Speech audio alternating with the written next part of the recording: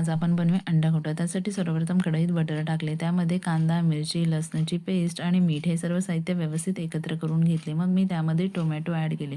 Tomato थोडा वेळ शिजू दिले. त्यानंतर मी त्यामध्ये साईडला थोडं बटर टाकलं आणि त्यामध्ये पावभाजी मसाला आणि लाल तिखट हे दोन्ही मसाले छानपैकी शिजवून घेतले आणि त्यानंतर ही सर्व भाजी व्यवस्थित एकत्र करून घेतली मसाल्यांमध्ये. मग मी त्यामध्ये थोडंसं पाणी ॲड करून भाजी शिजू दिली. त्यामध्ये मी कसुरी मेथीसुद्धा ॲड केली. मग मी ही भाजी स्मॅशरने अशा प्रकारे स्मॅश केली. त्यानंतर मी त्यामध्ये उकडलेली अंडी अशा प्रकारे किसून घेतली. त्यावर कोथिंबीर टाकली आणि मीठ टाकलं. हे सर्व साहित्य व्यवस्थित एकत्र करून घेतलं. थोडंसं पाणी ॲड केलं आणि मग मी त्यामध्ये 2 कच्ची अंडी सोडली आणि त्यावर थोडंसं मीठ टाकलं आणि ती सेट होऊ दिली. सेट झाल्यानंतर ही अंडी व्यवस्थित एकत्र करून घेतली. मग मी परत एक अंडं टाकलं आणि त्यामध्ये लाल तिखट, मीठ आणि कोथिंबीर टाकून सेट करून घेतलं.